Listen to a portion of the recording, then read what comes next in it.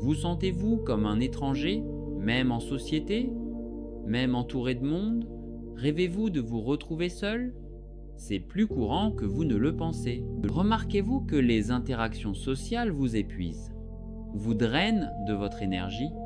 La solitude vous apporte-t-elle la paix ou même un sentiment de renaissance? Ces sensations sont en fait loin d'être banales. Vous êtes à une invitation, mais vous regardez constamment votre téléphone, cherchant une excuse pour partir plus tôt.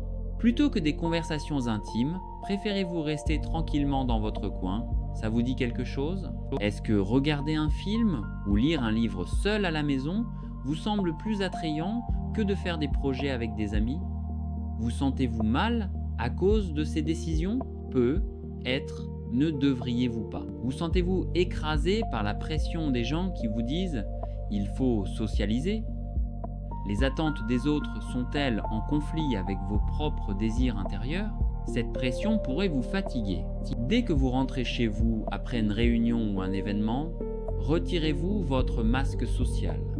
Avez-vous besoin de silence pour vous retrouver?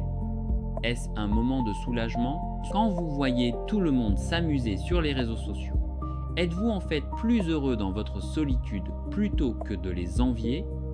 Cette situation vous surprend-elle? Préférez-vous des conversations approfondies avec un petit groupe ou des interactions superficielles avec la foule? Les liens significatifs sont-ils plus importants pour vous? Les foules ne vous fatiguent-elles pas? Voyez-vous le temps que vous passez seul non pas comme une perte, mais comme un investissement? Que vous apporte le fait de plonger dans votre monde intérieur? Est-ce un processus de développement?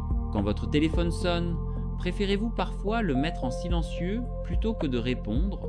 Ne vous sentez-vous pas prêt pour un appel inattendu? Est-ce un instinct? Après une journée intense, votre désir de rentrer directement chez vous prime-t-il sur celui d'aller dans un environnement bondé? Maintenir votre niveau d'énergie est-il une priorité pour vous? Est-ce normal? Alors que pour la plupart des gens, socialiser donne de l'énergie, est-ce l'inverse pour vous? Chaque interaction sociale vous fatigue-t-elle un peu plus? Il y a une explication à cette situation. Même si vous êtes l'une des personnes les plus joyeuses à une fête, vous sentez-vous intérieurement comme un spectateur?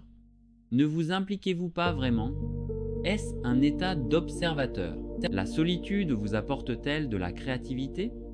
Vos meilleures idées et vos pensées les plus profondes émergent-elles dans les moments de silence? Est-ce une source d'inspiration? Votre envie de passer du temps avec les autres est-elle rapidement remplacée par un désir pressant d'être seul? Votre batterie sociale se vide-t-elle rapidement? Est-ce un épuisement? Vous ennuyez-vous des petites conversations et préférez-vous les sujets profonds et significatifs? Les discussions superficielles vous semblent-elles une perte de temps? Recherchez-vous un lien plus profond? Dans vos plans de vacances, les destinations en pleine nature ou les lieux calmes sont-ils prioritaires plutôt que les destinations bondées? Êtes-vous en quête de paix? Est-ce l'appel de la nature? La solitude vous offre-t-elle l'opportunité de vous comprendre et de vous développer? Est-ce un outil important dans votre voyage intérieur? Est-ce une découverte personnelle? En avez-vous marre que les gens vous étiquettent comme timide ou antisocial? Pensez-vous en fait que vous êtes simplement différent? Est-ce un malentendu? Voyez-vous les activités sociales comme une tâche à accomplir? Ou y participez-vous avec un désir sincère? Que signifient-elles pour vous? Alors que le concept de solitude a une connotation négative pour la plupart des gens, signifie-t-il paix et liberté pour vous? Est-ce une différence de perspective? Alors que vous vous sentez invisible dans la foule, prenez-vous conscience de votre existence lorsque vous êtes seul? Votre voix intérieure devient-elle plus claire? Est-ce une illumination? Vous sentez-vous tendu et sous pression lorsqu'il y a trop de monde dans un environnement? Les foules drainent-elles votre énergie? Cette situation vous stresse-t-elle? Mangez seul, allez au cinéma ou voyager seul? Cela vous semble-t-il naturel? N'avez-vous pas besoin de la compagnie des autres? Est-ce un état d'indépendance? Aimez-vous que les gens vous trouvent intéressant ou différent? Suivre votre propre chemin vous donne-t-il de la force? Est-ce un signe de confiance en soi? Vous surprenez-vous constamment à jouer un rôle dans les milieux sociaux? Ne pouvez-vous pas être vous-même authentiquement? Est-ce un sentiment de fatigue? Pendant vos moments de solitude, évaluez-vous le passé ou planifiez-vous l'avenir? Est-ce une période de réflexion intérieure? Cela fait-il partie d'un processus de pensée? La raison pour laquelle vous vous sentez fatigué après une interaction sociale, est-ce l'idée que vous ne gérez pas bien votre énergie? Est-ce une question de gestion d'énergie? La plupart des gens autour de vous ont-ils du mal à comprendre votre définition de la solitude? Plutôt que de participer à un événement, passer une soirée paisible seul à la maison, vous semble-t-il une récompense?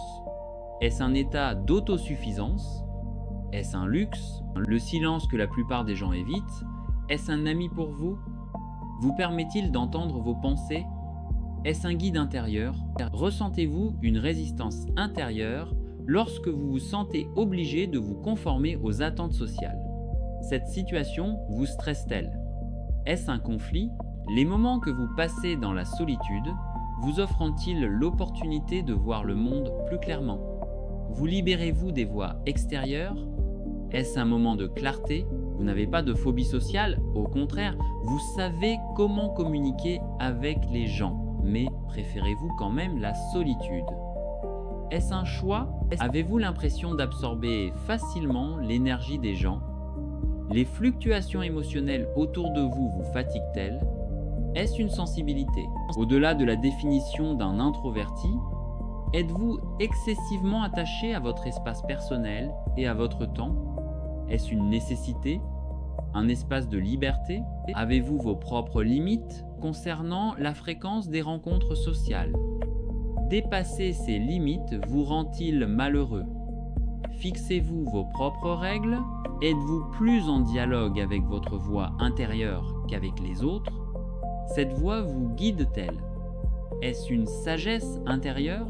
La solitude vous rend-elle plus fort et non plus faible? Augmente-t-elle votre confiance en vous? Est-ce une source de force intérieure? Êtes-vous en quête d'approbation sociale ou agissez-vous selon vos propres vérités? Les jugements extérieurs sont-ils importants? Est-ce une boussole intérieure? Créer des opportunités pour être seul? Est-ce une sorte de self-care pour vous? Vous sentiriez-vous mal sans ces rituels? Est-ce un mode de vie? Alors, si tant de gens préfèrent la solitude, il doit y avoir une raison plus profonde derrière ça, n'est-ce pas? Juste de la timidité? Ou y a-t-il plus que ça? Mais le plus étrange, c'est que ces sentiments et préférences pourraient en fait être des reflets modernes d'une adaptation évolutive, c'est à dire d'une très ancienne caractéristique de notre espèce. Ceux qui préfèrent la solitude ne sont pas antisociaux, contrairement à ce qu'on pourrait penser. Ils sont généralement plus sensibles aux signaux sociaux. C'est un signe de sensibilité. Cette hypersensibilité les fatigue plus rapidement dans les environnements sociaux. Traiter les subtiles fluctuations émotionnelles des autres est un travail épuisant. Est-ce une charge cérébrale? Leur cerveau peut percevoir les scénarios sociaux complexes et bonder comme une menace ou une surcharge. C'est une sorte de mécanisme de défense, comme un bouclier protecteur. Ces personnes ont généralement un niveau d'empathie plus élevé. Cela les amène à ressentir les émotions des autres très profondément. Est-ce un cadeau ou un fardeau? L'empathie excessive signifie aussi qu'ils assument le fardeau émotionnel des autres. Cela les épuise rapidement émotionnellement. Cela peut drainer votre énergie. La solitude est une nécessité pour se libérer de ce fardeau émotionnel et recharger leurs ressources intérieures. C'est comme un processus de purification, un moment de renaissance. De plus, ces personnes sont souvent excessivement focalisées sur leur monde intérieur. Les stimuli du monde extérieur peuvent disperser leur concentration. C'est une question de concentration. En fait, choisir d'être seul n'est pas une faiblesse, mais une manière pour un cerveau hypersensible de se protéger et de s'optimiser. C'est une stratégie de survie.